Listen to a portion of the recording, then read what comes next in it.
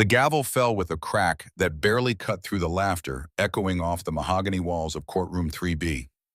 Elena Voss sat motionless in the plaintiff's chair, her fingers resting lightly on the worn armrest of a seat that had absorbed the desperation of countless broken marriages. The beige trench coat she wore, purchased 7 years ago from a clearance rack at Macy's, hung loose around her shoulders, deliberately chosen to complete the picture of a woman who had nothing left to lose. Across the aisle, Dashiell Rothmore leaned back in his custom Italian leather chair, with the posture of a man who had just won a war he never believed he could lose. His silver-tipped hair caught the fluorescent courtroom lights at angles that seemed calculated for maximum effect, and the Brioni suit he wore whispered wealth in a language Elena had learned to speak fluently in the 5 years since her world had quietly exploded. Beside Dashiell sat Seraphina Crane, 26 years old, and draped in a tailored Chanel blazer that cost more than the settlement Elena had just accepted. The 3-carat princess-cut diamond on Seraphina's left hand, a ring Dashiell had purchased while still legally married to Elena, caught the light with every deliberate gesture. Seraphina's musical giggle rose above the shuffling of papers as she whispered something into Dashiell's ear, her eyes flicking toward Elena with the satisfied cruelty of someone who believed she had stolen something valuable. The Honorable Thomas Harrison removed his reading glasses and peered down at Elena with a mixture of exhaustion and what might have been pity. The judge had presided over enough divorces to recognize the power dynamics at play, and the woman in the faded coat accepting a pittance against the advice of counsel triggered every alarm bell in his decades of experience. Miss Voss, I'm going to ask you one final time. Are you absolutely certain you understand the terms of this settlement? Elena met his gaze without flinching. The green eyes that Dashiell had once compared to sea glass now held the flat opacity of something far colder. Yes, Your Honor, I understand perfectly. The judge's jaw tightened. You are accepting a one-time payment of $50,000, a 2008 Honda Accord, and waiving all claims to Mr. Rothmore's business assets, investment portfolios, and the primary residence in Winnetka, valued at $4.2 million. In exchange, Mr. Rothmore is waiving any claim to your personal assets, known or unknown. This is an absolute clean break settlement. Before Elena could respond, Alistair Pembroke rose from his seat with the fluid grace of a predator who had spent 30 years perfecting the art of legal evisceration. The attorney's $1,000 suit jacket bore the subtle sheen of fabric that cost more per yard than most people earned in a week, and his smile carried the condescension of someone who had never lost a case he cared about winning. Your Honor, my client is being extraordinarily generous under the circumstances. For the past 6 years, Mr. Rothmore has been the sole breadwinner in this marriage. He built Rothmore Financial Group from the ground up, working 80-hour weeks while Miss Voss Alistair paused, letting the silence stretch just long enough to draw attention. Tended to her domestic hobbies, she contributed nothing to the financial growth of the marital estate. The $50,000 is a courtesy, a severance package for a marriage she essentially sleepwalked through. From the gallery, Seraphina's laugh rang out again, slightly too loud for the formal setting. She immediately covered her mouth with manicured fingers, but the damage was done. The sound carried the unmistakable note of triumph of a younger woman who had displaced an older wife and wanted everyone in the room to know it. Dashiell placed a hand on Seraphina's knee, a gesture of public possession that would have been considered inappropriate in any other context. He looked directly at Elena for the first time since entering the courtroom, and his expression held not anger or guilt, but something worse, relief mixed with barely concealed disdain. The woman sitting across from him represented 6 years of his life he considered wasted, an anchor he had finally managed to cut loose. Elena, in her off-the-rack navy skirt and faded coat, looked every inch the defeated first wife, the cautionary tale other men would share over expensive scotch about the importance of prenuptial agreements. Is that your understanding, Miss Voss? The judge's voice pulled Elena back to the present. Beside her, Barnaby Finch, the rumpled attorney in the ill-fitting gray suit who had represented her throughout the proceedings, shifted uncomfortably in his chair. For the past 3 months, he had begged Elena to fight for a percentage of Rothmore Financial Group, or at the very least the equity in the Winnetka house that her marriage had helped Dashiell purchase. Elena had refused every suggestion with a rigidity that bordered on self-destruction. What Barnaby didn't know, what nobody in the courtroom knew except Elena herself, was that he was an actor. A very good actor hired through a discreet Hollywood talent agency that specialized in corporate theater, but an actor nonetheless. The real legal work had been handled thousands of miles away by people Dashiell Rothmore would never see coming. Elena stood, her voice quiet but carrying the steel of absolute certainty. Yes, Your Honor. I understand the terms perfectly. I accept the $50,000 and the vehicle. And I insist on the mutual waiver of all undisclosed and future assets. A clean break. Dashiell leaned toward Alistair, his whisper loud enough for the court reporter's microphone to catch. She's taking the pennies because she knows she'd get destroyed in a forensic audit. She hasn't worked a real job since 2018. She's terrified. Alistair's dark chuckle carried the weight of shared masculine understanding. Let her take her little payout and run back to wherever she came from. She's doing us a favor. Judge Harrison brought the gavel down with a heavy thud that resonated through the old courtroom like a death knell. Very well. The decree of divorce is granted. Judgment entered as to the property settlement. We are adjourned. The moment the judge's black robe disappeared through the door to his chambers, the tension that had held the room in its grip shattered into something uglier. Dashiell immediately pulled Seraphina into his arms and kissed her deeply performatively, ensuring that Elena, still gathering her worn leather purse from the plaintiff's table, could not possibly miss the display. Congratulations, darling. Seraphina's voice carried the purr of satisfaction as her eyes locked onto Elena over Dashiell's shoulder. You're finally free of the dead weight. Alistair Pembroke began packing his premium leather briefcase with movements that suggested he had already mentally moved on to more important matters. He glanced at Barnaby Finch with barely concealed contempt. Better luck next time, Barnaby. Maybe next time you'll find a client who actually understands how the real world works. 50 grand won't even cover a year's rent in a decent zip code. Elena closed her purse with a soft click that somehow carried over the noise. She didn't look angry. She didn't look devastated. The calm that settled over her features seemed to agitate Dashiell more than tears would have. He strode over to her table and leaned his knuckles against the polished wood, dropping his voice to a harsh whisper meant only for her ears. 50,000, Elena. I made 3 million last year alone. You could have fought, but you were always weak. You never had the stomach for the big leagues. Have fun in your rusted Honda. Don't bother calling when the money runs out. Elena looked up at him. The man she had married 8 years ago, the ambitious junior broker with more dreams than capital, had been buried so deep beneath layers of ego and entitlement that she could no longer find any trace of him. The green eyes that met his held nothing but the flat neutrality of someone looking at a stranger. I won't call Dashiell. Just make sure you read the waiver you signed. Mutual release of all assets known, unknown offshore, or held in proxy. Dashiell's laugh exploded outward, genuine and mocking. I insisted on that clause, Elena. Did you think I was stupid? I know you were trying to snoop into my Cayman accounts. Now you can't touch a dime of my real money. You played yourself. Elena simply nodded, standing and smoothing the wrinkles from her coat with practiced movements. Goodbye, Dashiell. She walked down the center aisle of courtroom 3B with measured steps, her worn heels clicking against the marble floor. Behind her, the laughter erupted again, Dashiell's baritone mixing with Seraphina's high-pitched giggles and Alistair's knowing chuckle. The sound followed Elena all the way to the heavy oak doors, echoing off walls that had witnessed the dissolution of thousands of marriages, but rarely one quite like this. They were laughing at her. All of them. The poor, naive ex-wife who had just signed away her financial future because she lacked the intelligence or courage to fight for what a real woman would have demanded.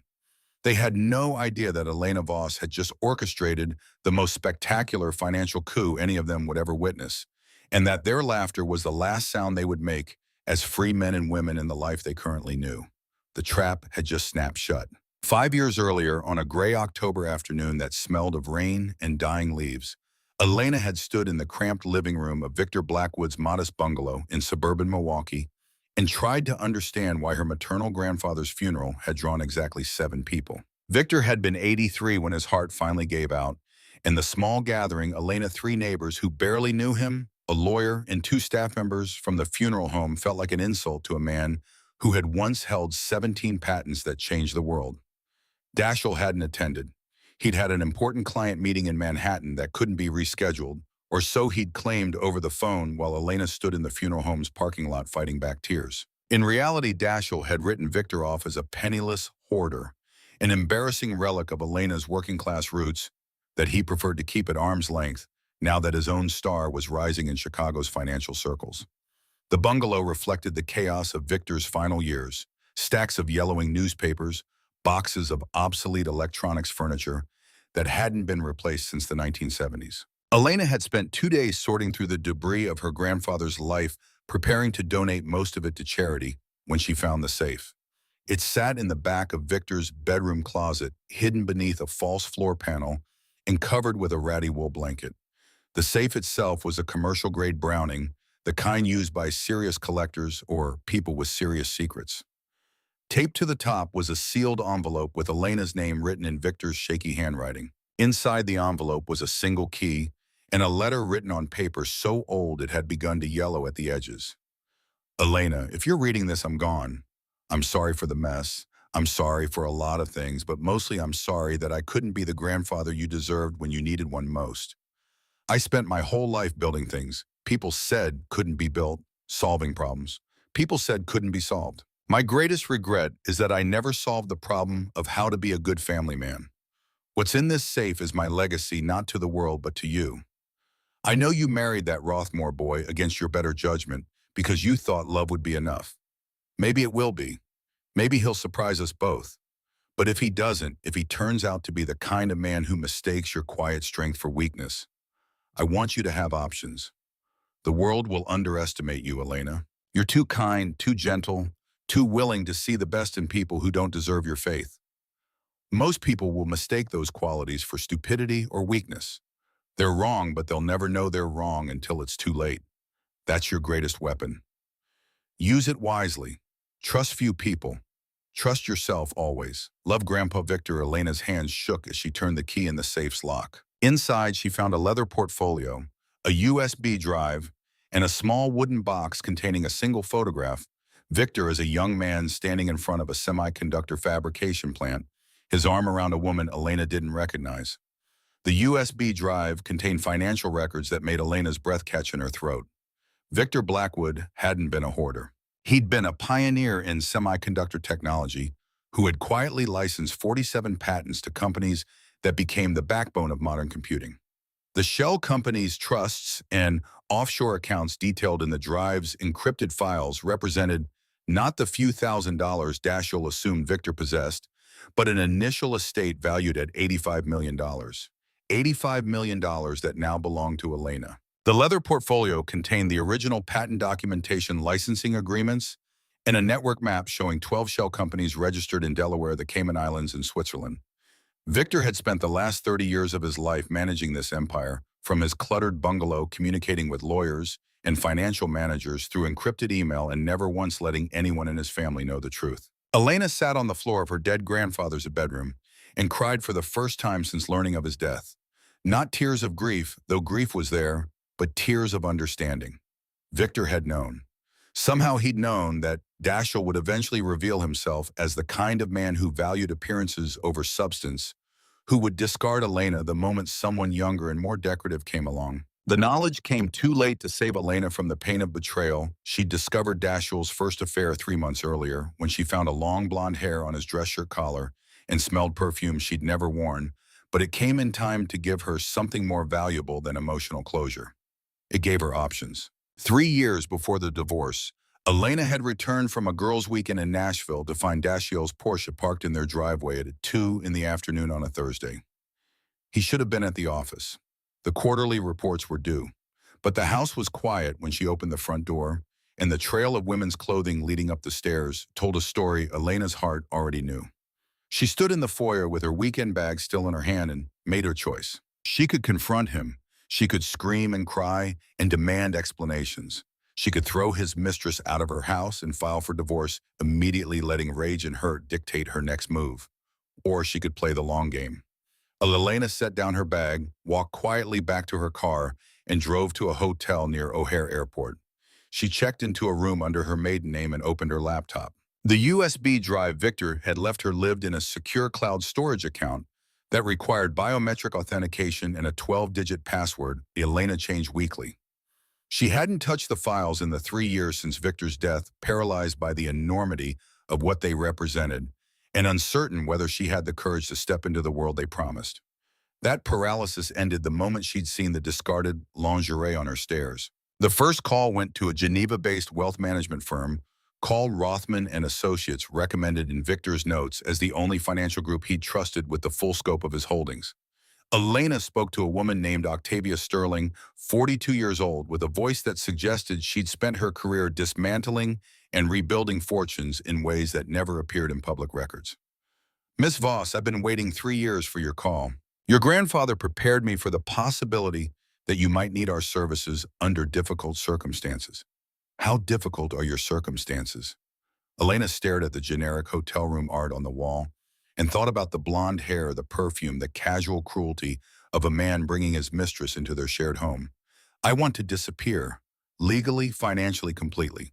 And I want to build something he'll never see coming. Octavia's pause lasted exactly 3 seconds. Then we have work to do.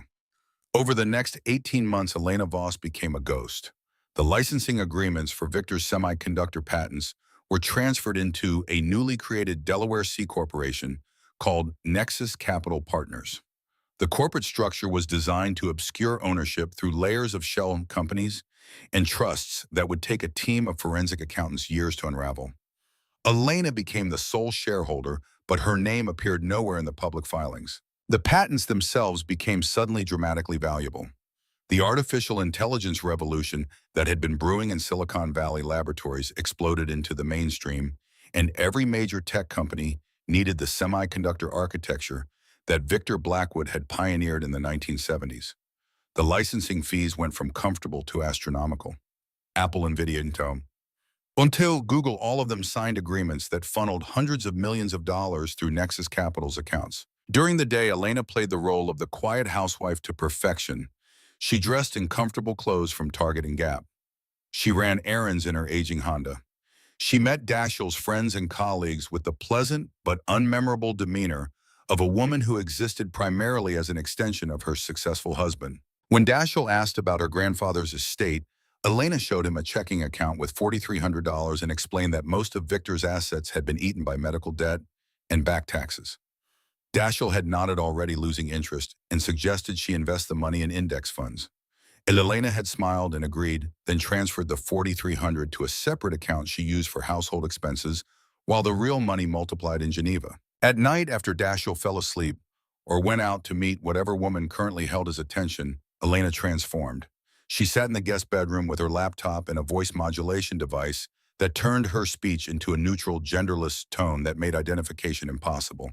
She attended board meetings via encrypted video feeds where her face appeared only as a digital avatar. She reviewed acquisition targets, approved licensing deals, and built an empire that existed entirely in the shadows. The board members of Nexus Capital knew their chairman only by the codename Apex.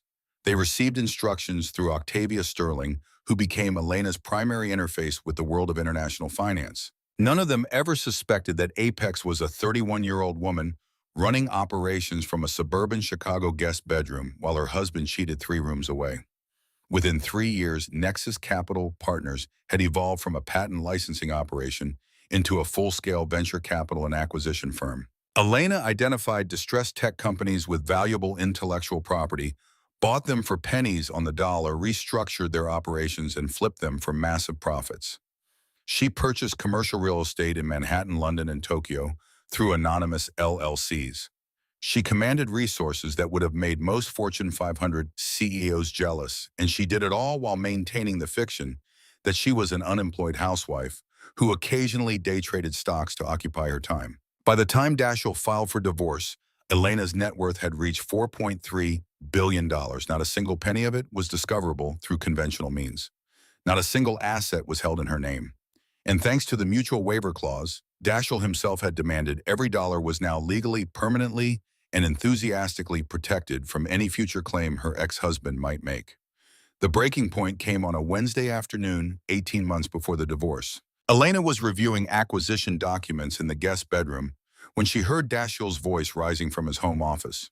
The walls in the Winnetka house were thick, designed to provide privacy, but Dashiell was shouting loud enough that his words carried clearly. "I don't care what the margin call says, Trevor. I need another 60 days. The commercial real estate market is going to turn around. I'm not liquidating at a loss because some computer algorithm thinks I'm overextended." Elena set down her tablet and walked quietly to the hallway outside Dashiell's office. The door was closed, but she could hear every word of the conversation. Dashiell's voice had taken on the desperate edge of a man who'd made bad bets and run out of time. Listen to me very carefully. If you force me to sell now, you're going to crater my credit rating and tank the firm's reputation. I've got investors who trust me with their retirement funds. If word gets out that Rothmore Financial is having liquidity problems, it's over. I'm over. There was a long pause. Elena pictured Dashiell pacing behind his desk, running his fingers through his silver-tipped hair, the way he did when anxiety overrode his carefully maintained composure. Fine. Yes, I'll transfer another $2.1 million from the client escrow accounts. It's temporary. Just a bridge loan until the portfolio recovers. Nobody has to know. Elena's blood went cold. Client escrow accounts were sacrosanct in the financial services industry. The money belonged to Dashiell's investors, held in trust until specific investment conditions were met. Using those funds to cover personal margin calls wasn't just unethical, it was wire fraud. It was the kind of mistake that ended careers and started federal investigations. She walked back to the guest bedroom and opened a new encrypted chat with Octavia Sterling. I need a comprehensive forensic audit of Dashiell's business. Everything. Debts, assets, offshore accounts, licensing agreements, client funds. I want to know exactly how fucked he is. Octavia's response came within minutes. That will cost approximately $600,000 and take 90 days. Are you certain? Elena thought about the earnest junior broker she'd married 8 years ago, the man who'd proposed in a tiny Italian restaurant with a ring he'd saved 6 months to afford. That man was gone. The person living in her house now was a stranger who stole from retirees to maintain the illusion of wealth while cheating on his wife with women half her age. I'm certain. And Octavia, when you're done, I want to know how to destroy him. The report arrived 90 days later, and it was worse than Elena had imagined. Rothmore Financial Group was a house of cards held together by debt deception and Dashiell's increasingly desperate attempts to project success. The firm had $23 million in liabilities against $14 million in legitimate assets.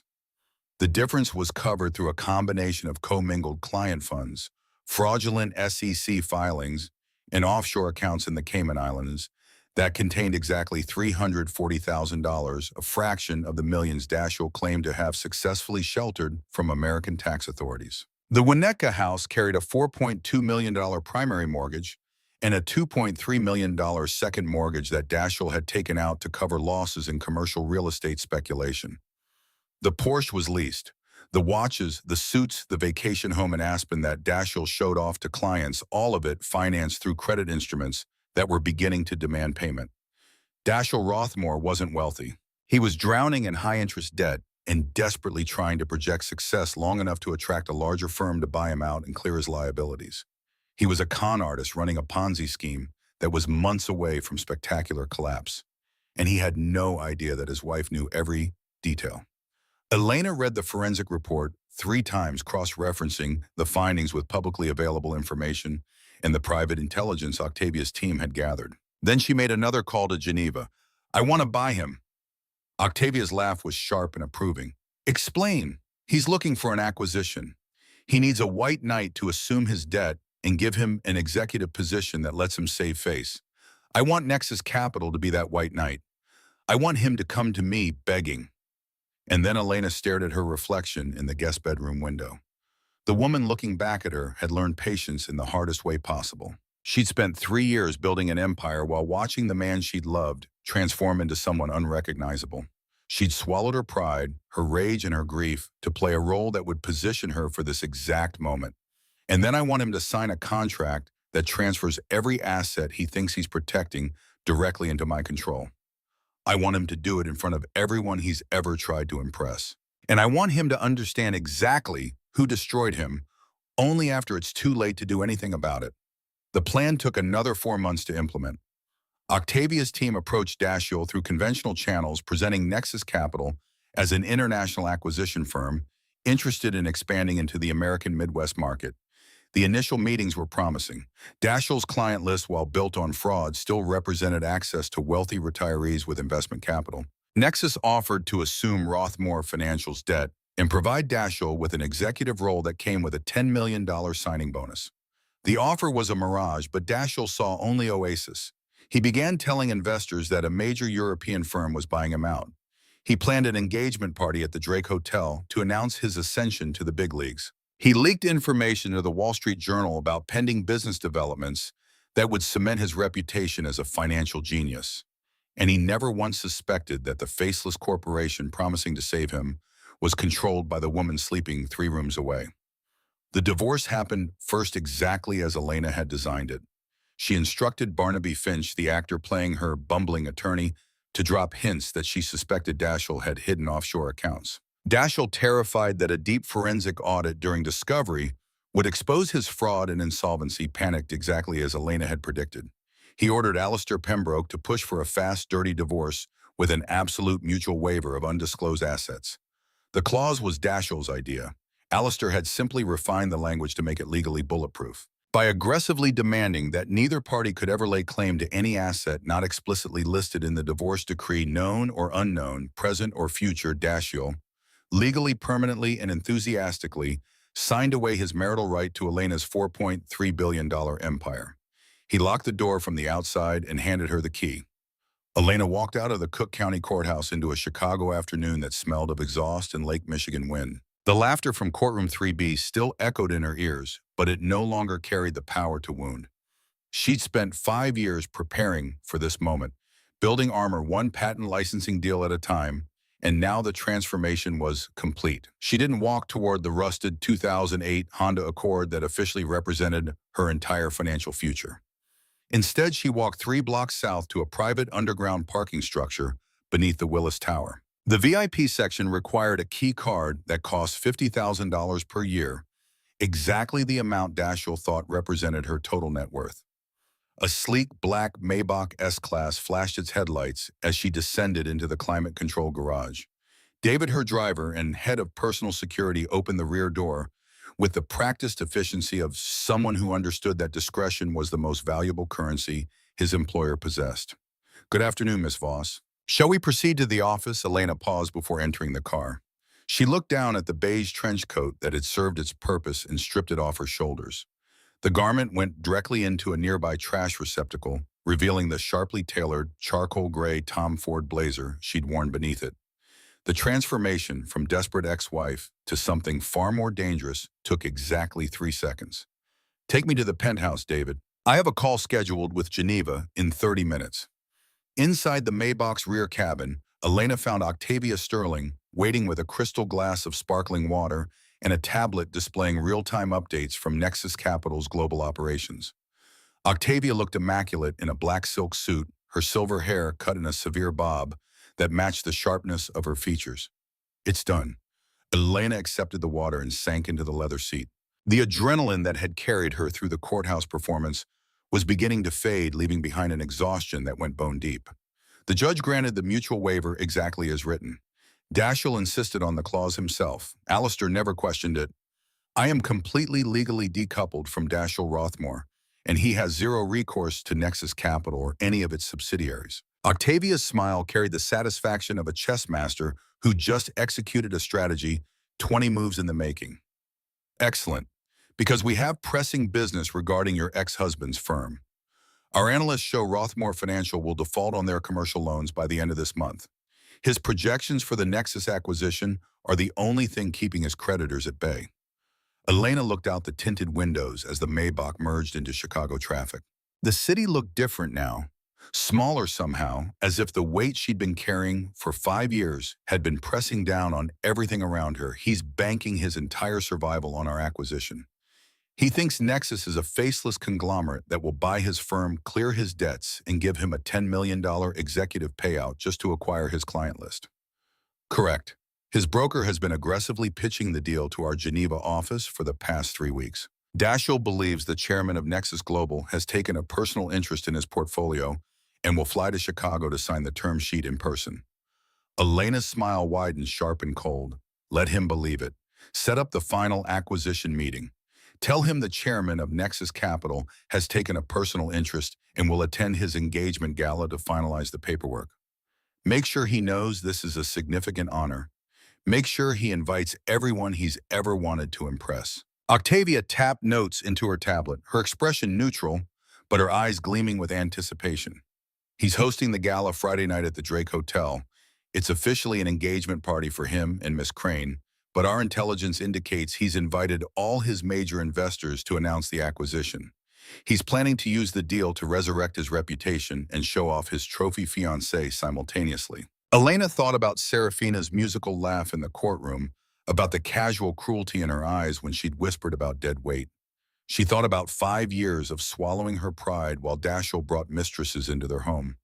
She thought about the look of utter disdain on his face when he'd warned her not to call when her $50,000 ran out. Perfect. Draft the acquisition contracts. We'll buy his firm, assume his debt, and transfer his personal guarantees exactly as planned. And Octavia, yes, I want to attend that party. I want to sign those papers in front of every investor, every colleague, and every reporter Dashiell invited to watch his coronation.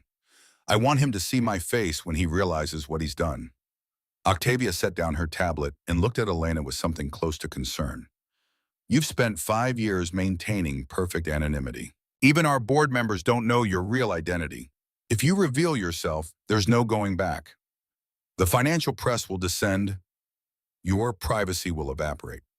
Elena finished the sparkling water and set the glass in the console holder with careful precision. Dashiell signed the absolute waiver. The judge entered it into the record. I am legally untouchable now. My anonymity served its purpose when I was still tied to a man who would have tried to claim my assets in divorce court. That liability is gone. She turned to look at Octavia directly. It's time Dashiell Rothmore meets the architect of his own destruction. And it's time everyone who laughed at me in that courtroom understands exactly what they were laughing at. The Maybach pulled into the underground garage of the St. Regis, Chicago, a property owned entirely by one of Elena's shell companies. The penthouse suite occupied the top 3 floors and had cost $40 million when she'd purchased it 2 years earlier through a blind trust. Dashiell had never known the building existed. He'd never known about the properties in Manhattan, London, or Tokyo. He'd never known about the private jet, the offshore accounts, or the board meetings where Elena directed billions in capital with instructions delivered through voice modulation software. He'd seen a housewife in a beige coat. He'd never looked deeper, and that willful blindness was about to cost him everything he'd convinced himself he possessed. Elena stepped out of the Maybach and walked toward the private elevator that would carry her to the penthouse. Behind her, Octavia gathered the tablet and prepared to coordinate the final stages of an operation 5 years in the making. Above them, the Chicago skyline stretched toward a darkening sky, and somewhere across the city, Dashiell Rothmore was celebrating a victory that had already turned to ash. The trap had been set. The bait had been taken. Now came the moment when the jaws closed and the laughter finally permanently stopped. The champagne flowed like water through the penthouse suite Dashiell had rented for his post-divorce celebration party. 1,800 square feet of borrowed luxury overlooking Michigan Avenue, paid for with a credit card that charged 27% interest on balances he had no intention of clearing. The lease agreement sitting in his attorney's office listed the monthly rate at $14,000, due 60 days ago, but the property management company hadn't started eviction proceedings yet. They still believed Dashiell Rothmore was a man worth waiting for. Seraphina moved through the crowd of investors and colleagues with the practiced grace of someone who'd spent her entire adult life learning to monetize her beauty. The engagement ring caught every light source in the room, throwing prismatic reflections across champagne flutes and expensive watches. She'd spent the afternoon at a salon in River North, emerging with hair styled in waves that cost more than most people's monthly car payments. And the satisfaction radiating from her seemed almost narcotic in its intensity. Dashiell stood near the floor-to-ceiling windows with a rocks glass of Macallan 25 in his hand, another expense charged to plastic that screamed quietly in his wallet and surveyed his kingdom. 43 people had come to celebrate his liberation from Elena and his impending ascension to the executive ranks of Nexus Capital. Bankers, wealth managers, politicians with expensive haircuts and cheaper ethics. They filled his rented space with the kind of laughter that only came when people sensed proximity to real power. Alistair Pembroke materialized at Dashiell's elbow with his own glass of scotch and the satisfied expression of a man who just billed 6 figures for a morning's work. I have to admit, Dashiell, you threaded the needle perfectly. The divorce could have been a bloodbath if Elena had hired competent counsel. Instead, she took the scraps and signed away any claim to your future earnings. And now Nexus Capital, that's the white whale, they're buying up everything in sight. If they absorb your debt and give you the executive chair of their Midwest division, you're untouchable. Dashiell swirled the amber liquid in his glass and allowed himself a moment of pure self-satisfaction. The past 18 months had been a tightrope walk over an abyss of his own making, but the safety net was finally in place. Elena was gone. The mutual waiver meant she could never come back with lawyers demanding a second bite at the apple. And the Nexus acquisition would bury his fraudulent accounting deep enough that no forensic audit would ever unearth the truth.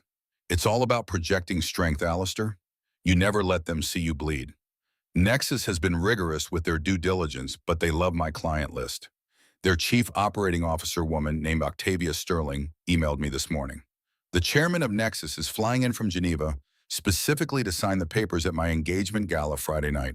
Alistair's eyebrows rose slightly. The chairman himself, nobody knows who runs Nexus.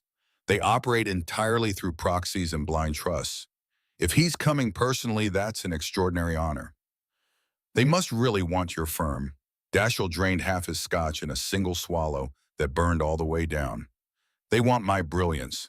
They want access to the retirement portfolios I've cultivated. This is what Elena never understood. You have to take risks. You have to play with the big boys. She wanted safety and predictability. Now she's probably clipping coupons in some studio apartment while I'm about to become a senior partner at a multi-billion-dollar fund. Across the room, Seraphina laughed at something a hedge fund manager had whispered in her ear.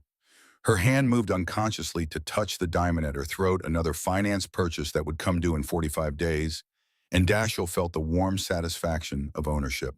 Not love exactly, but something close enough for a man who'd learned to confuse winning with happiness.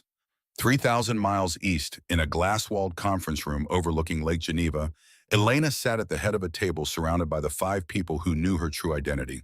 Octavia Sterling occupied the seat to her right, tablet open to a presentation that detailed every aspect of Dashiell's financial collapse with forensic precision. To Elena's left sat Marcus Way, Nexus Capital's chief legal counsel, a man who'd spent 20 years finding creative solutions to problems that existed in the gray spaces between legal and illegal. The other 3 seats were occupied by department heads Elena had recruited personally over the past 5 years. CFO, head of acquisitions, director of strategic operations. Each of them had worked with the mysterious chairman, known only as Apex, taking instructions through encrypted channels and voice-modulated conference calls. Tonight was the first time any of them had seen Elena's face or heard her unaltered voice. The woman at the head of the table bore no resemblance to the defeated housewife who'd accepted $50,000 in a Cook County courthouse 72 hours earlier. Elena wore a tailored charcoal suit from Savile Row, her dark hair swept back in a style that emphasized the sharp angles of her face rather than softening them. The green eyes that had looked so lifeless during the divorce proceedings now held the calculating intensity of someone who'd spent 5 years learning to see 3 moves ahead.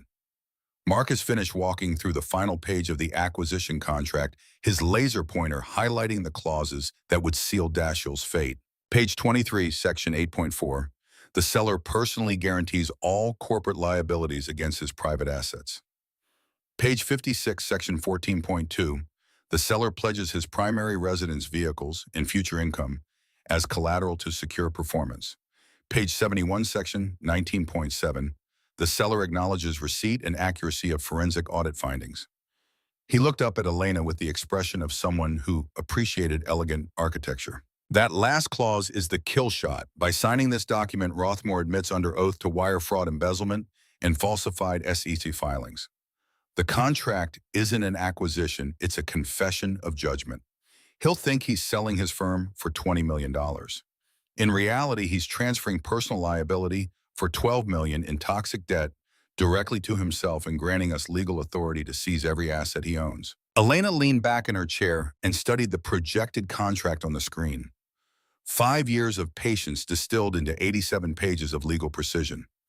The executive summary that Alistair Pembroke would read, because men like Alistair never read the full document, promised exactly what Dashiell expected. Purchase price, debt assumption, executive compensation package. But buried in the covenants and cross-referenced with Delaware corporate law and Swiss banking statutes was a trap so elegant it made Elena's chest tighten with something close to artistic appreciation. He won't read it. His ego won't allow him to appear uncertain in front of his investors and the press. He'll skim the summary, trust his attorney to handle the details, and sign wherever we tell him to sign. Octavia tapped her tablet, pulling up a new screen that showed real-time financial data streaming from Rothmore Financial's accounts. Our monitoring shows he's 36 hours from complete collapse. The commercial real estate margin calls are coming due. His creditors are losing patience. If he doesn't announce the Nexus acquisition by Monday morning, 3 separate banks will initiate foreclosure proceedings simultaneously. He's cornered, desperate, and convinced that we're his salvation. Elena stood and walked to the floor-to-ceiling windows overlooking the lake.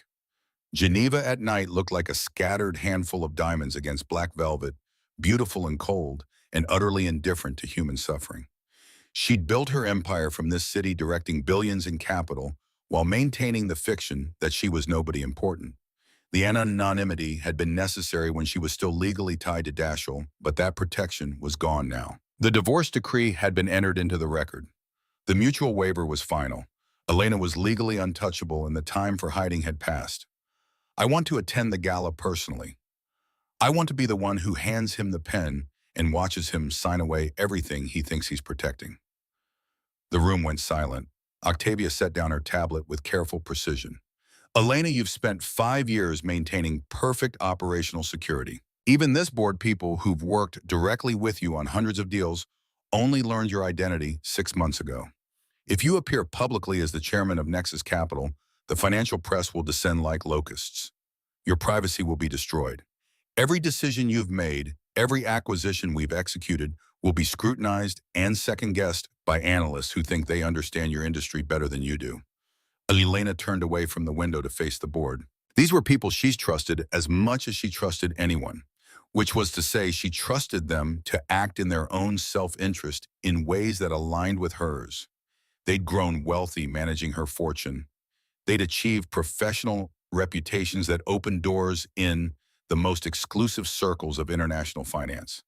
But none of them had spent 5 years swallowing humiliation while building an empire in secret. None of them had been laughed at in a courtroom by people who mistook quietness for weakness.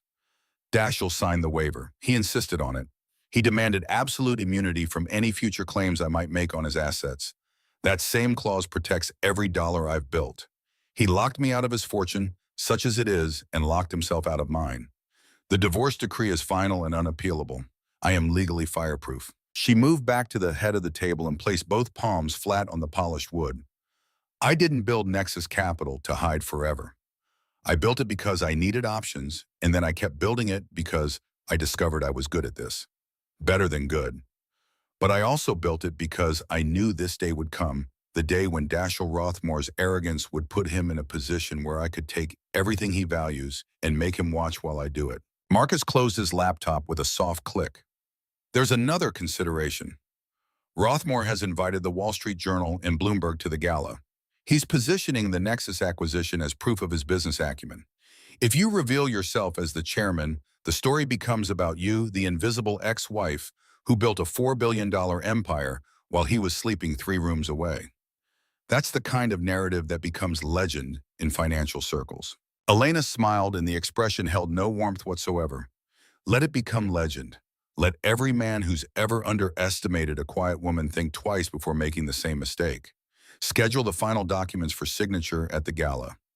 Make sure Dashiell knows the chairman will be attending personally to honor the significance of the acquisition.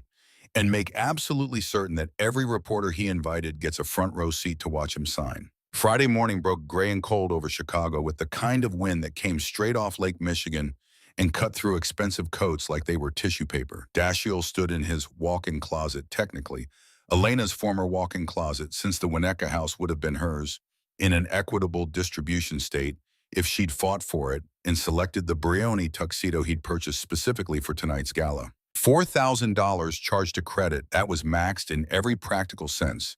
But the investment would pay for itself 100 times over once the Nexus deal closed. Seraphina appeared in the doorway wearing a silk robe that gaped open to reveal expensive lingerie. Her hair was still wrapped in a towel from the shower, and her face without makeup looked younger and more vulnerable than the polished version she presented to the world. "Are you nervous?" Dashiell adjusted his collar and studied his reflection in the full-length mirror. Silver-tipped hair, perfectly styled jaw, cleanly shaved, the faint lines around his eyes suggesting wisdom rather than age. He looked like a man who'd earned his success through intelligence and hard work rather than fraud and desperation. "Nervous I'm about to close the biggest deal of my career. The chairman of a $4 billion acquisition fund is flying across the Atlantic just to shake my hand and sign paperwork. By midnight tonight, I'll be financially bulletproof, and you'll be engaged to a man who actually deserves you." Seraphina's smile flickered slightly, a micro-expression that vanished almost before it registered. She crossed the room and wrapped her arms around his waist from behind, pressing her cheek against his shoulder blade. "I can't wait to be Mrs. Rothmore. The house in Aspen, the yacht you promised, the wedding in Tuscany next spring. It's everything I've dreamed about." Dashiell placed his hands over hers and looked at their reflection in the mirror. The beautiful young woman and the successful older man, the fairy tale that glossy magazines sold to people who wanted to believe that looks and money could purchase happiness. He'd convinced himself that Elena had been the problem, that her lack of ambition and unwillingness to play the society game had held him back. With Seraphina, he could finally have the life he deserved. The yacht might need to wait until next year. "The Nexus deal is solid, but I want to make sure I'm properly established in my executive role before we start making major purchases." Seraphina's arms loosened slightly around his waist. "Next year, Dashiell, you promised we'd buy the yacht this summer. You showed me pictures. You said we'd spend July in the Mediterranean." Her voice had taken on an edge he'd heard before, usually when she felt like he wasn't delivering on the lifestyle promises he'd made during their affair. Dashiell turned and cupped her face in his hands, deploying the smile that had closed 1,000 deals with investors who should have known better. "And we will, darling. But first, I need to make sure the Nexus money is properly positioned. There are tax implications, legal structures to optimize. Trust me, I've been playing this game a lot longer than you've been alive." The comparison landed poorly. Seraphina's jaw tightened, and she stepped back, wrapping the robe more firmly around her body. "I'm going to finish getting ready. The car service arrives at 6. She disappeared into the bathroom and closed the door with slightly more force than necessary. Dashiell considered following her, smoothing over the tension, but his phone buzzed with an incoming email that immediately captured his attention. The sender was Octavia Sterling, and the subject line read, "Final confirmation. Chairman arrival. Mr. Rothmore, I'm pleased to confirm that our chairman will arrive at the Drake Hotel at 8:45 p.m. this evening. He has requested that the signing ceremony take place at 9 p.m. sharp with full press coverage as you suggested. This is highly unusual. Our chairman values privacy above almost all else, but he has taken a personal interest in your firm's unique position in the Midwest market. Please ensure that all parties, investors, and media representatives are present at the designated signing table by 8:55 p.m. The chairman's schedule is precise and delays are not acceptable. The contracts will be delivered by courier at 8:30 p.m. for your attorney's final review.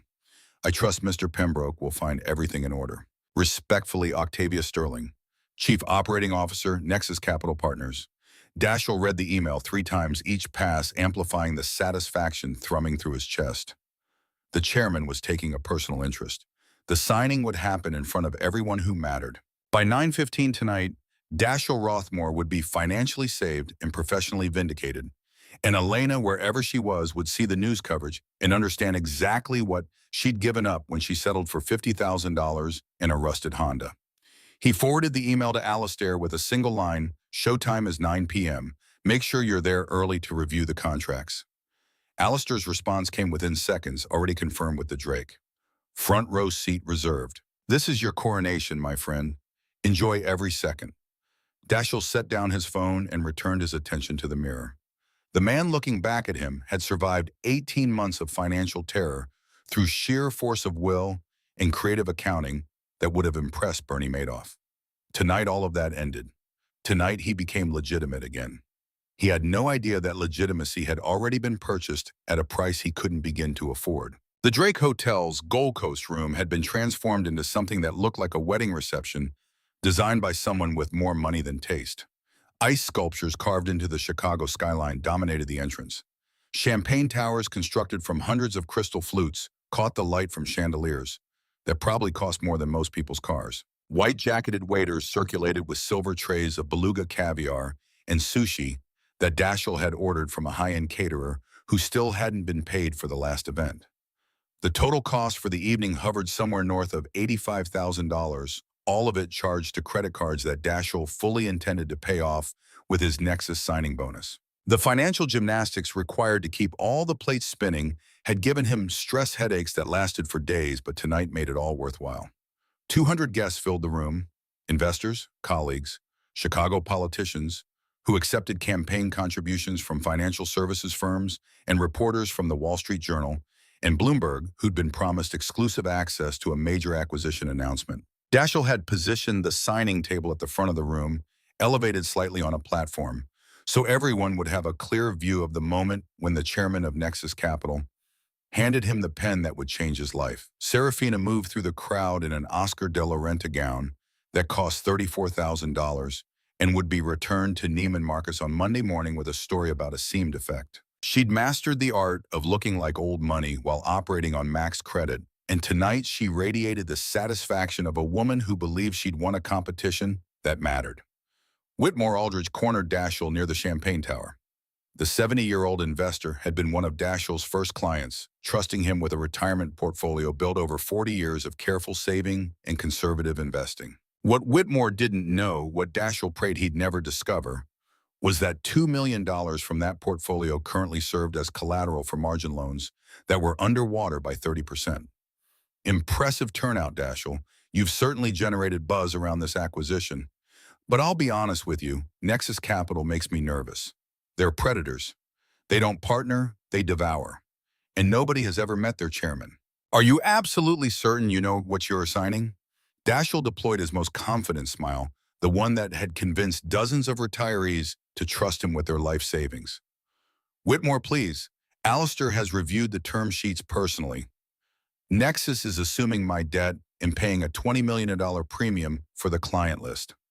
I'm walking away with an 8-figure executive package and a seat on their Midwest division board. It's bulletproof. Alistair materialized beside them as if summoned pristine in a tuxedo that probably cost more than the average American earned in 6 months. The contracts arrived by courier 10 minutes ago. I've done a preliminary review and everything appears in order. Standard acquisition language, debt assumption clauses, executive compensation package, exactly as negotiated. The signing is scheduled for 9 o'clock 23 minutes from now. The chairman is apparently obsessive about punctuality. Whitmore grunted, unconvinced but unwilling to push further.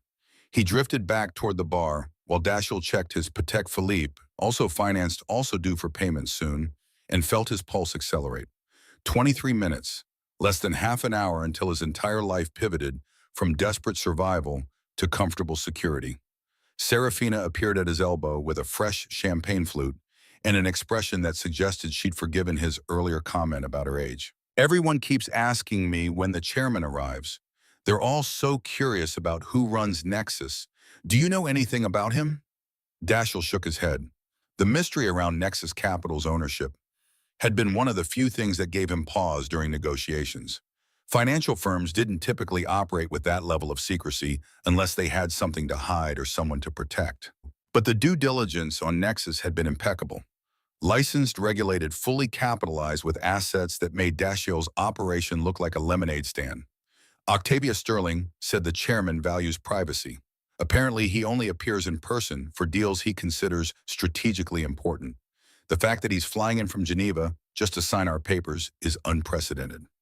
Seraphina's eyes gleamed with the kind of social calculation that had drawn Dashiell to her in the first place. This is going to be all over the financial news by morning. You're going to be famous, darling. We're going to be famous. She kissed him lightly on the cheek, careful not to smudge her lipstick, and Dashiell felt a surge of satisfaction so intense it bordered on euphoria. This was what victory felt like. This was the payoff for 18 months of terror and creative accounting and lying awake at 3 in the morning, wondering if the FBI was going to show up at his door. The clock on the wall behind the signing table showed 8:47 p.m., 13 minutes until his new life began. 3 blocks away, in the bush seat of an armored Mercedes Maybach Pullman that cost more than most people's houses, Elena adjusted the cuffs of her blood-red Alexander McQueen pantsuit and tried to identify the emotion coiling in her chest. Not quite excitement, not quite dread. Something that lived in the space between anticipation and inevitability. The feeling of standing at the edge of a cliff, knowing the jump was necessary but irreversible. Octavia sat across from her with a tablet displaying real-time updates from the team already positioned inside the Drake. Security had been briefed. The courier had delivered the contracts. Alistair Pembroke had reviewed the executive summary exactly as predicted and found nothing to alarm him, because men like Alistair never read the full document when the summary told them what they wanted to hear. Our advance team confirms Rothmore is displaying all the expected behaviors. Elevated affect, increased alcohol consumption, repeated checks of his watch. He's convinced tonight is his salvation. Elena looked out the tinted window at Chicago's evening traffic. The city looked different now, less oppressive, as if the weight that had been pressing down on her for 5 years had finally lifted. She'd spent so long playing a role that she'd almost forgotten what it felt like to exist as herself, not the quiet housewife, not the invisible chairman, but Elena Voss in her entirety. What about Seraphina? Octavia's mouth tightened slightly. Our surveillance team reports she's been making private calls to someone outside her known social circle. The calls are encrypted, but our analysts believe she's communicating with a loan shark regarding gambling debts, totaling approximately $180,000. She appears to be under the impression that tonight's acquisition will give her access to capital that can clear those debts. Elena absorbed this information with the detachment she'd learned to cultivate when dealing with people who'd hurt her. Seraphina wasn't the villain in this story. She was just a supporting player who'd made bad choices and aligned herself with worse people. The diamond on her finger was financed. The dress she wore would be returned Monday morning. The life she thought she'd stolen from Elena was built on credit that would never be repaid. Make sure our security team monitors her movements during the signing. If she tries to leave early, I want to know immediately. The Maybach turned onto East Walton Street and slowed as it approached the Drake Hotel's entrance.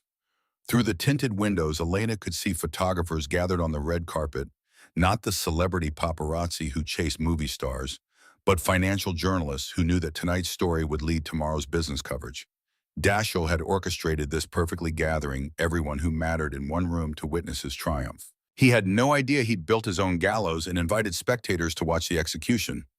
Elena's driver, David, former Secret Service, with exactly the kind of discretion that came with a 7-figure salary, spoke through the intercom. "We're 30 seconds out, Miss Voss. Security advance team reports the room is at capacity. Press is positioned at the signing table as requested."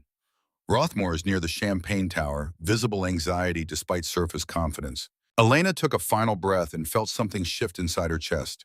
The quiet woman who'd accepted $50,000 in a faded beige coat was gone, discarded like the coat itself. The person emerging from this vehicle was someone new, or perhaps someone who'd been waiting 5 years to finally exist without apology.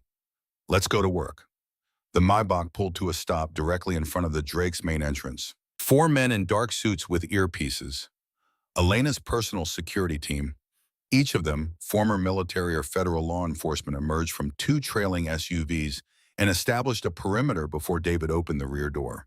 The photographers' cameras began firing immediately, strobing flashes that turned the Chicago evening into a lightning storm. Elena stepped onto the red carpet and felt 200 years of societal expectations about how women should behave, what they should want, and who they should become shatter under the heels of her Louboutin pumps. The blood-red suit was deliberate, chosen specifically because it suggested danger rather than submission. The $8 million Harry Winston blue diamond at her throat caught every flash and threw it back amplified. Octavia emerged behind her, severe in black, carrying the leather folio with Nexus Capital's gold emblem embossed across the front. The security team formed a moving corridor through the crowd of journalists who were already shouting questions about identity and intention. Elena ignored all of them. The only audience that mattered was waiting inside the Gold Coast room, completely unprepared for what was about to walk through their door. David's voice came through the discreet earpiece Elena wore in her left ear. "Hallway is clear. Rothmore is positioned exactly where we expected. Pembroke is beside him. Miss Crane is 3 steps back. Press has cameras ready. You're going to break the internet, Miss Voss." Elena smiled, and the expression held no humor whatsoever. "Good. Let them watch. She crossed the Drake's lobby with the kind of certainty that came from knowing exactly what happened next. Octavia matched her pace and the security team maintained formation. They moved as a unit, a machine designed for a single purpose, and that purpose was waiting behind the heavy oak doors that led to the Gold Coast room. The clock showed 8:47 p.m., 13 minutes until the signing was scheduled to begin. 13 minutes until Dashiell Rothmore's entire world came apart in front of everyone he'd ever tried to impress. Elena stopped 3 feet from the door and allowed herself one final moment of reflection. 5 years ago, she'd been a woman whose husband cheated on her and whose grandfather left her an inheritance that changed everything. She could have walked away. She could have taken the 85 million and disappeared into comfortable anonymity. Instead, she'd built an empire and learned that she was good at something she'd never imagined doing. But more than that, she'd learned that patience was the cruelest weapon in any arsenal. Dashiell had laughed at her. They'd all laughed, and now she was going to show them exactly what they'd been laughing at. The doors to the Gold Coast room opened, and Elena Voss walked through them like a force of nature wrapped in blood-red silk. The trap had been set. The bait had been taken. Now came the moment when the jaws finally closed.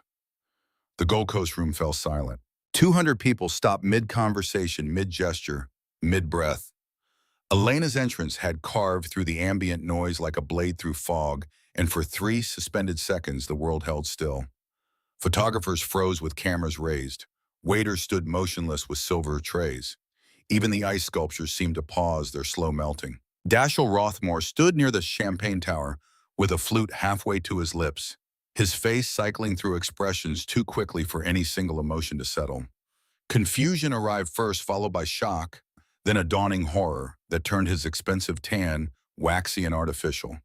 The glass slipped from his fingers and shattered against marble with a sound that detonated the silence. "What the hell?" His voice came out strangled, barely recognizable. He took 3 steps toward Elena before his brain caught up with his legs and locked them in place. The woman walking toward him possessed an authority that made the space around her feel somehow larger, as if she occupied more dimensions than the merely physical. Elena stopped 10 feet from the signing table, precisely where Octavia had positioned the marking tape during reconnaissance.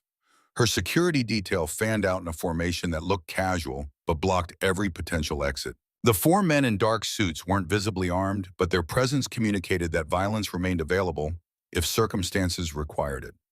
Seraphina pushed forward from her position near the bar, the Oscar de la Renta gown swishing against marble. Her face had gone rigid with anger that looked more like panic wearing a mask. "What is she doing here?" Dashiell tells security to remove her. "This woman is obsessed. She's unstable. She's crashing your Seraphina, shut your mouth." The voice came from Alistair Pembroke, and the attorney's face had gone the color of old newspaper. He stood frozen near the signing table with one hand gripping a chair back so tightly his knuckles had turned white. His other hand held his phone, frantically scrolling through something on the screen, probably the Nexus Capital corporate filings he should have researched 3 months ago. The leather folio Octavia carried bore the gold-embossed Nexus Capital logo, 12 inches high, impossible to miss. Seraphina's eyes tracked from the folio to Elena's face to the security detail that had transformed the room's geometry. Dashiell's voice came out louder, this time edged with desperate fury. "Elena, what are you, security? Get her out of here now. This woman is my ex-wife. She has a history of mental instability and delusions. She's stalking me." 2 of Elena's security team stepped forward, positioning themselves between her and Dashiell. The taller of the 2 spoke with flat authority. "Sir, step back and lower your voice. We're private security contracted to Nexus Capital Partners. This is our principal." The words hung in the air like smoke after an explosion. Dashiell blinked 3 times, his mouth working soundlessly as his brain tried to process information that violated every assumption he'd made about his place in the universe. "Your principal, what are you talking about?" "The chairman is flying in from Geneva." Miss Sterling's email said. Elena finally spoke, and her voice carried across the Gold Coast room with perfect clarity despite its quiet volume. "I'm not crashing your party, Dashiell. I am the party." She moved past her security detail and walked directly to the signing table, placing both hands flat on the polished mahogany surface. Every camera in the room came alive, strobing flashes that turned the moment into something that would play on financial news networks for days. "I am the apex beneficiary of the Blackwood estate. I am the majority shareholder of Nexus Capital Partners. And as of 8:47 this evening, when my board formally approved the final acquisition documents, Elena smiled and the expression belonged on something with fangs. I am the chairman who flew to Chicago to collect what you owe me. The collective gasp rippled through the room like wind through dead trees. Camera flashes exploded in a strobe that turned everything into freeze frames. Bloomberg's senior correspondent had her phone out already typing what would become the lead story on their website in approximately 90 seconds. The Wall Street Journal's photographer had positioned himself for a perfect shot of Dashiell's face as comprehension finally catastrophically arrived. Whitmore Aldridge pushed through the crowd with aggressive momentum. The 70-year-old investor's face had gone purple with rage, and his fingers shook as he pointed it at Dashiell. You told me a European firm was acquiring you. You said Nexus was legitimate. This woman, your ex-wife, she's the buyer. You brought us here to watch you sell your company to the woman you just divorced. Alistair's voice cut through the rising chaos, sharp with panic. The waiver. Oh my God. Dashiell, the mutual waiver. We insisted on you demanded absolute immunity from any future claims on undisclosed assets. We locked her out of your money, but we also locked you out of hers. His phone clattered to the floor as the implications hit him. Alistair had spent 30 years building a reputation as Chicago's most ruthless divorce attorney, and he just orchestrated the greatest financial self-immolation in Illinois legal history. How much? The question came out as a whisper that somehow carried. How much are you worth? Elena met Alistair's eyes without flinching. The last audit put Nexus Capital's managed assets at $4.3 billion. I'm the sole shareholder. You signed away Dashiell's marital claim to all of it 7 days ago. You insisted on the language. You wrote the clause yourself. Dashiell's legs finally unlocked, and he lunged forward, his face contorted with fury that looked more like desperation. This is fraud. You lied to me. You said you were broke. You drove a goddamn Honda. You lived in my house and pretended to be nothing. Elena's expression didn't change. I drove a Honda because it kept you blind, Dashiell. You were so obsessed with projecting wealth, with making sure everyone saw the Porsche and the Patek Philippe and the suits that you never bothered to look for the real thing. You assumed I was weak because I didn't scream when you brought Seraphina into our bed. I didn't scream because I was busy building an empire while you were busy destroying yourself. She gestured to Octavia, who opened the leather folio and extracted a thick stack of documents bound with embossed covers. The contracts landed on the signing table with a thud that felt final. Now, Mr. Rothmore, your investors are waiting. The press is assembled. Shall we discuss the terms of your surrender? The next 5 minutes unfolded with the inexorable momentum of an avalanche. Octavia laid out the 87-page acquisition agreement with practiced efficiency. Marcus Way, who'd flown in from Geneva that morning and had been waiting in a private room adjacent to the ballroom, emerged through a side door carrying an additional briefcase of supporting documentation. Whitmore Aldridge snatched the contract from the table before Dashiell could react. The old investor's hands shook as he flipped to page 4, and Elena watched the exact moment when he found the forensic audit results. His face went from purple to gray in the span of a single heartbeat. The escrow funds. You stole from my retirement fund. You told me the commercial real estate losses were isolated. You looked me in the eye 3 weeks ago and promised my portfolio was secure. Dashiell tried to respond, but the words jammed in his throat. He reached for the contract with hands that trembled so badly he could barely turn pages. The executive summary he'd expected to see: purchase price $20 million, executive compensation package $10 million, was there at the front.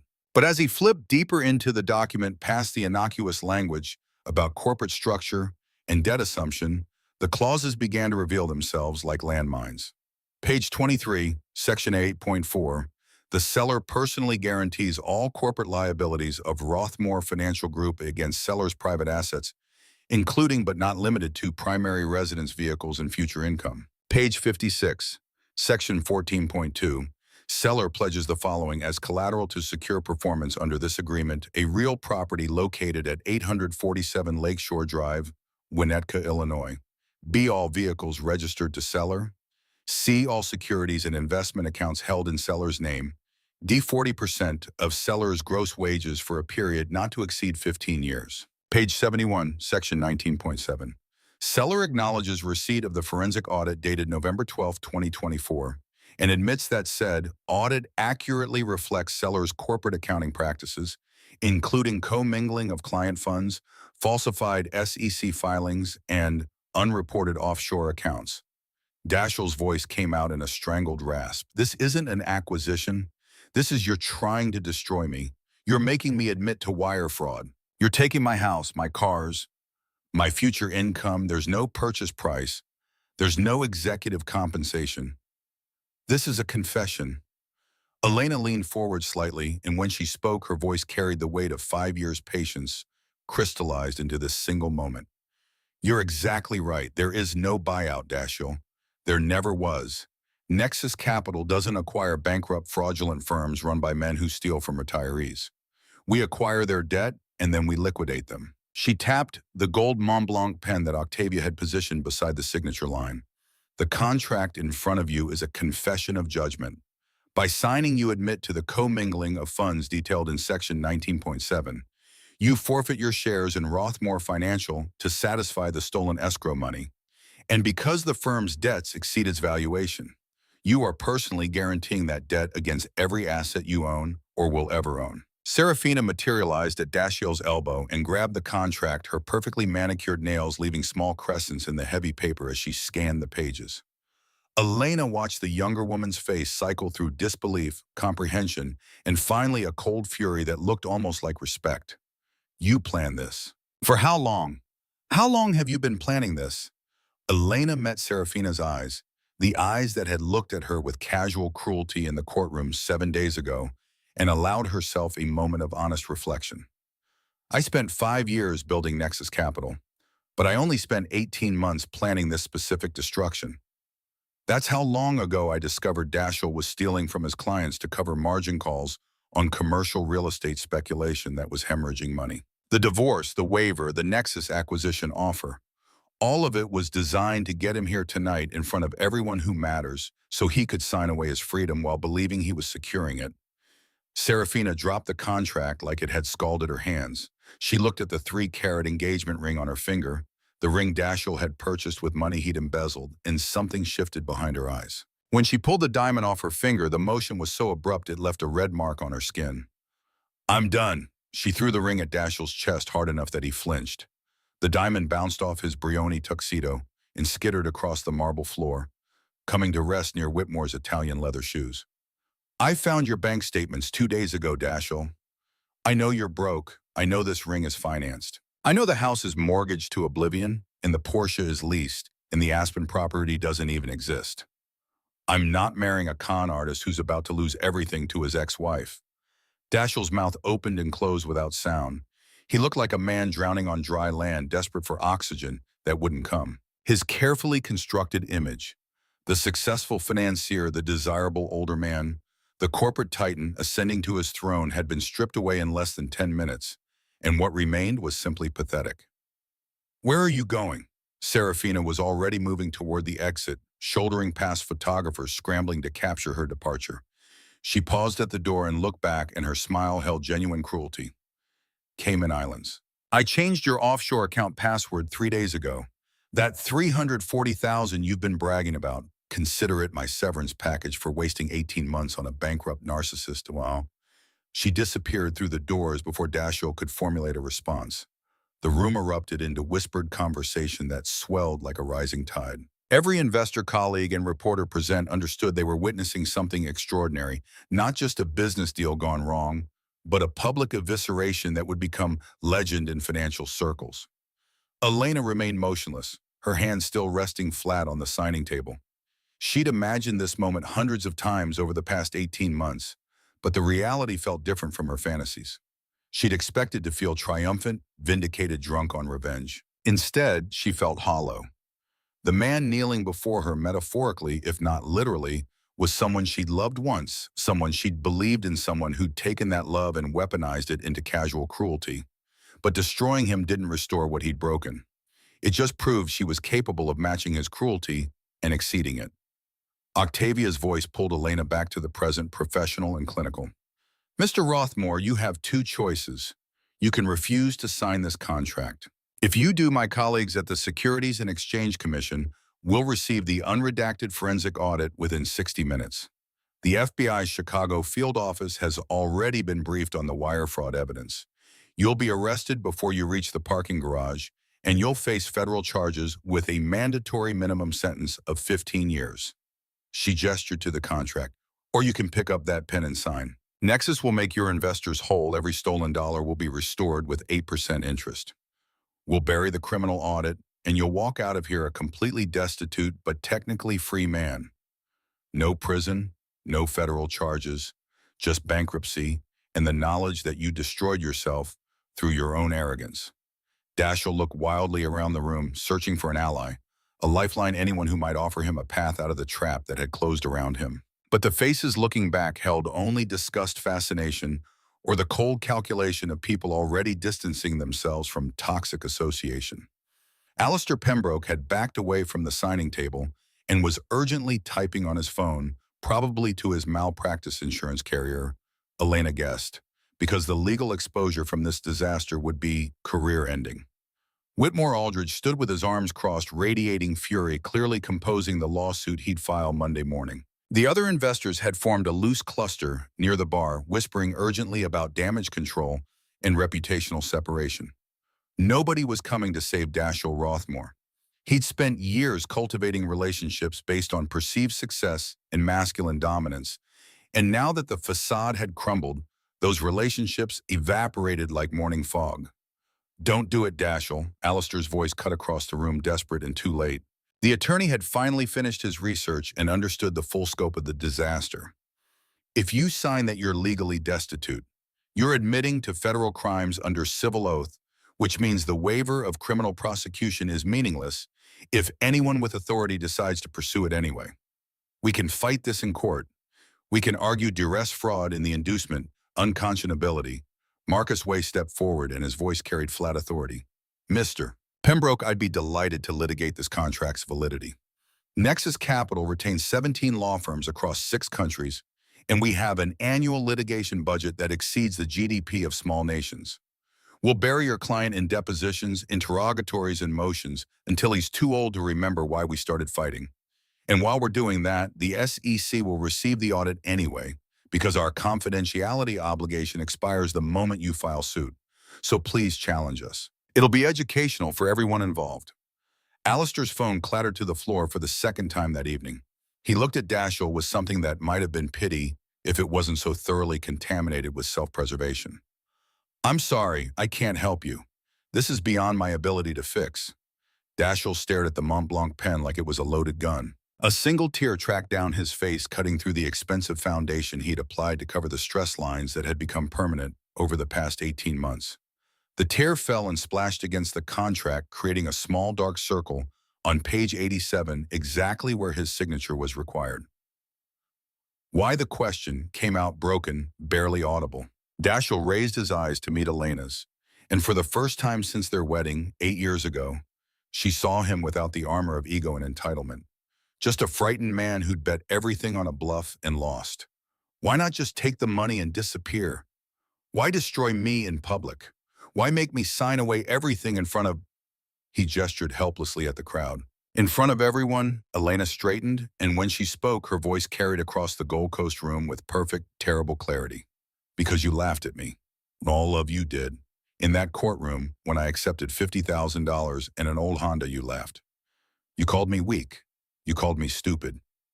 You said I'd slept through our marriage and contributed nothing." She looked around the room, making eye contact with investor after investor. "I want every person in this room to understand something. I am not weak because I don't scream. I am not stupid because I don't perform aggression like a mating ritual. I spent 5 years building a $4 billion empire while you—" She turned back to Dashiell. "Spent 5 years building a house of cards with money stolen from retirees. I didn't destroy you, Dashiell. I just held up a mirror and made you look at what you'd become. Everything that's happening to you right now is the direct consequence of your own choices." The room had gone silent again, but this silence felt different. Not the shocked stillness of Elena's entrance, but something heavier. The gathered witnesses were watching the execution of a man's entire identity, and the absence of sound felt almost respectful. Dashiell reached for the Mont Blanc pen with fingers that shook so violently he nearly knocked it off the table. The first 3 attempts at signing his name produced illegible scratches. On the fourth attempt, he managed a signature that would satisfy legal requirements, even though it looked nothing like the confident flourish he'd perfected over decades of closing deals. Each signature required 87 pages, multiple initials, 3 full signatures, took longer than the last. By the time Dashiell reached page 70, he was openly weeping. The custom Brioni tuxedo had wilted around his frame like a costume on a collapsing mannequin. The silver-tipped hair that had looked so distinguished 3 hours ago now appeared simply gray. When the final signature scratched across page 87, Octavia immediately closed the folio with a snap that sounded like a gunshot. She produced a small digital scanner and processed each signature page, uploading the fully executed contract to Nexus Capital's secure servers before Dashiell could even set down the pen. Thank you, Mr. Rothmore. The receivership begins Monday morning at 9 a.m. Nexus security personnel will meet you at the Winnetka property to supervise your removal of personal effects. You're permitted 2 suitcases of clothing and strictly sentimental items. Photographs, letters, nothing with resale value. The vehicle's artwork, furnishings, and contents of the home safe belong to Nexus Capital as of this moment. She extracted a business card from her jacket and placed it on the table in front of Dashiell. I suggest you use the remainder of this weekend to arrange alternative lodging. Motels on Route 41 start at $60 per night. Dashiell didn't respond. He stared at the closed folio containing his signed confession with the empty expression of someone whose entire understanding of reality had been forcibly rewritten. Around him, the Gold Coast room had transformed into something resembling awake, people speaking in hushed tones, avoiding eye contact, carefully extracting themselves from association with the deceased man's reputation. Elena turned away from the signing table and faced the assembled crowd. 200 faces looked back at her with expressions ranging from shock to fear to grudging admiration. The Bloomberg correspondent was still typing frantically on her phone. The Wall Street Journal photographer had captured enough images to fill 3 feature articles. By midnight, Elena's face would be on every financial news website in the Western Hemisphere. Ladies and gentlemen, effective immediately, Rothmore Financial Group is a wholly owned subsidiary of Nexus Capital Partners. My transition team will contact all affected stakeholders individually by Monday morning at 8 a.m. All stolen escrow funds will be fully restored with 8% interest within 72 hours. Nexus protects its investments and does not tolerate fraud within our holdings. Your portfolios are secure. Whitmore Aldridge removed his reading glasses and studied Elena with new eyes. The old investor had survived 4 decades in financial services by recognizing talent when he saw it, and the woman in the blood-red suit had just executed the most sophisticated trap he'd witnessed in his career. He offered a stiff nod that conveyed respect and acknowledgement. Elena returned it, understanding that this was the moment when her reputation transformed from mystery to legend. She was no longer the invisible ex-wife who'd been laughed out of a courtroom. She was the woman who had built an empire in secret and used it to destroy a man who'd underestimated her. Good evening. Elena moved toward the exit with her security detail reforming around her in protective formation. The crowd parted automatically, creating a clear path to the doors. Nobody spoke. Nobody dared. The only sound was the clicking of her heels against marble and the soft mechanical whir of cameras capturing her departure. Dashiell remained at the signing table, motionless, broken. Elena didn't look back. The man she'd once loved was already gone, disappeared years ago beneath layers of ego and entitlement and casual cruelty. What remained was just wreckage, and wreckage wasn't worth her attention. She stepped through the doors into the Chicago night, and the cold wind off Lake Michigan felt like baptism.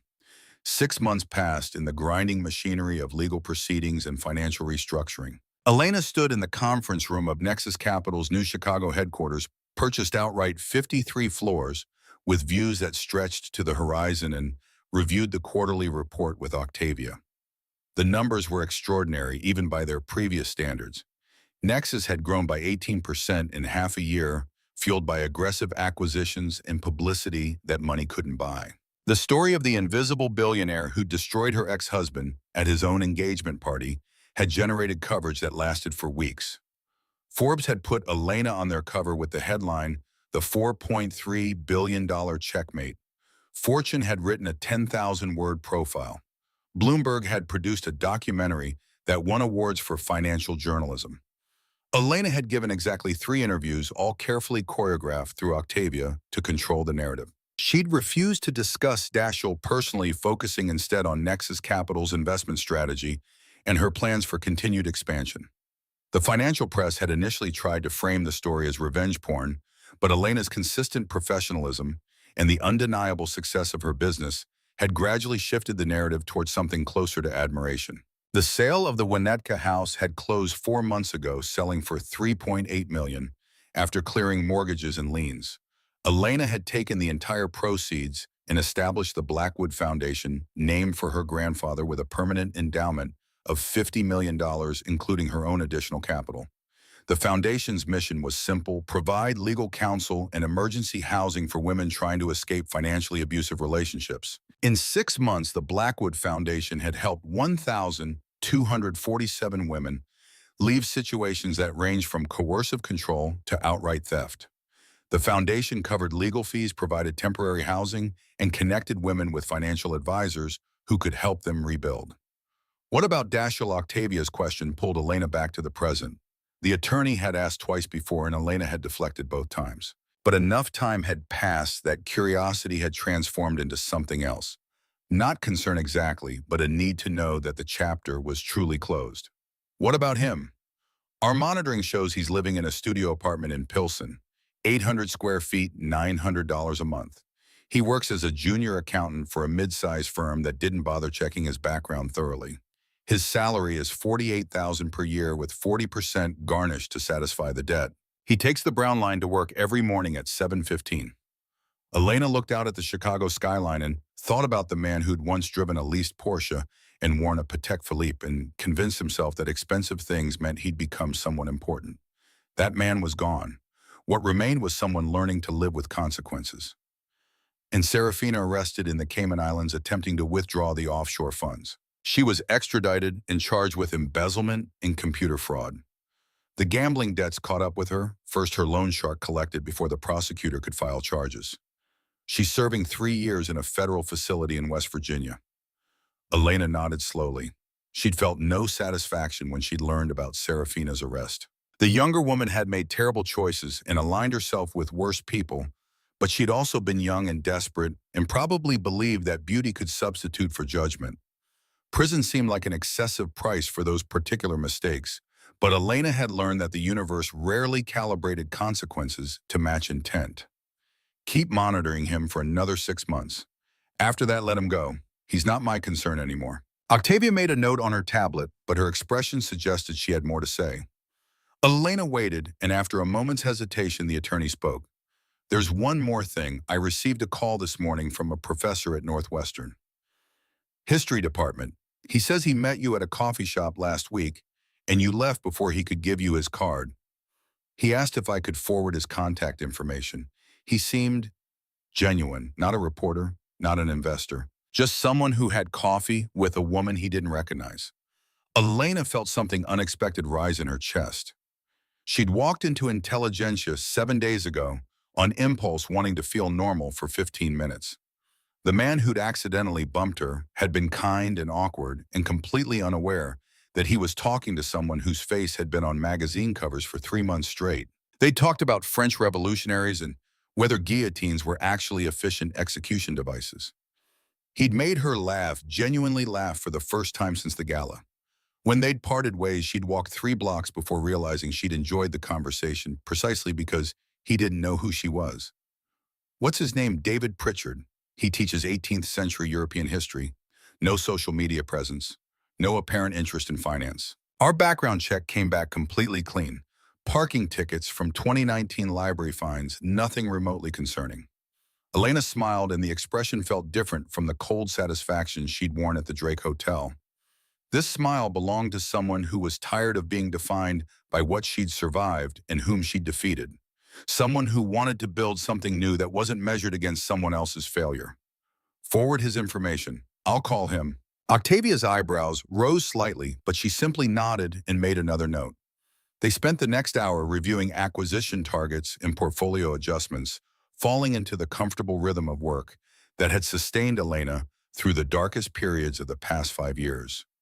As the meeting concluded and Octavia departed, Elena remained in the conference room and looked out at the city stretching toward Lake Michigan. Somewhere out there, Dashiell Rothmore was learning to live on $48,000 a year with 40% garnished.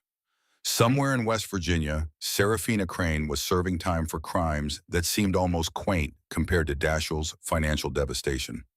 And here in a glass tower, 53 floors above Chicago, Elena Voss was learning that the most important victory wasn't the one she'd won at a signing table or in a courtroom. It was the victory of becoming someone new, someone who could have coffee with a history professor and laugh about guillotines without the weight of 5 years' rage pressing down on every word. She picked up her phone and looked at the contact information Octavia had forwarded. David Pritchard, office number, email, a note that he was available most afternoons except Thursdays when he taught a seminar on revolutionary justice. Elena typed a message, deleted it, typed another, deleted that too. The right words felt impossible to find. How did you tell someone that their casual kindness had reminded you what it felt like to exist as a person rather than as a weapon? Finally, she settled on something simple. Hi, David. This is Elena from Intelligentsia. I'd like to take you up on that coffee offer. Are you free Saturday afternoon? She hit send before she could second-guess the decision, then set down the phone and walked to the window. Her reflection stared back at her from the glass, a woman in a tailored suit with an empire at her command and enough money to buy anything except the things she'd discovered she actually wanted. The thing she wanted was simpler than revenge or justice, or the satisfaction of watching arrogance collapse under its own weight. She wanted to be someone who could walk into a coffee shop without security surveillance, someone who could laugh at bad jokes about French history, someone who wasn't defined by the wreckage of her past. Her phone buzzed. David's response had arrived in less than 2 minutes. Saturday works great. Same place, 2 p.m. I promise not to assault you with coffee this time. Also, I Googled you after we met. I'm either talking to a billionaire CEO or someone with a very impressive doppelganger. Either way, I'd still like to argue about guillotines. Elena laughed out loud, the sound echoing in the empty conference room. He'd Googled it. He knew exactly who she was, the woman on magazine covers, the invisible billionaire, the ex-wife who destroyed her husband, and he still wanted to have coffee and argue about guillotines. 2 p.m. works. And yes, that was me on Forbes. But I'm much more interested in discussing whether Robespierre's downfall was inevitable or just poorly executed. See you Saturday. She set down the phone and looked out at Chicago one more time. The city looked different now, less like a battlefield, more like a place where things could begin instead of just ending. Dashiell had laughed at her in a courtroom, and she'd spent 5 years proving him wrong. But proving him wrong didn't give her back the years she'd lost. It didn't heal the wounds his betrayal had inflicted. It didn't make her whole. Maybe wholeness required something different. Maybe it required letting the story end and allowing something new to begin, something that wasn't about revenge or justice or the satisfaction of watching arrogance collapse under its own weight. Maybe it just required coffee with a history professor who knew her story and wanted to argue about guillotines anyway. Elena gathered her things and headed toward the elevator. Her security detail would be waiting in the lobby, ready to transform a simple coffee date into a tactical operation. She'd have to tell them to maintain distance, to let her breathe, to remember that she was building a life and not just managing threats. The elevator doors opened and Elena stepped inside. Behind her, the conference room stood empty except for charts and projections that mapped Nexus Capital's continued expansion. Ahead of her, Saturday afternoon waited with all its uncertain promise. She'd spent 5 years learning patience. Now she would learn something harder, how to stop fighting battles that were already won, how to exist as something other than a weapon, how to build instead of just destroy. The elevator descended 53 floors, and with each passing level, Elena felt the armor she'd worn for half a decade grow lighter. By the time the doors opened to the lobby, she was just a woman going to meet someone for coffee on Saturday afternoon. Not a billionaire CEO, not an invisible chairman, not someone defined by the wreckage of her past or the empire she'd built from that wreckage. Just Elena. And for the first time in 5 years, that felt like enough. She walked out into the Chicago evening, and the wind off the lake felt like possibility itself.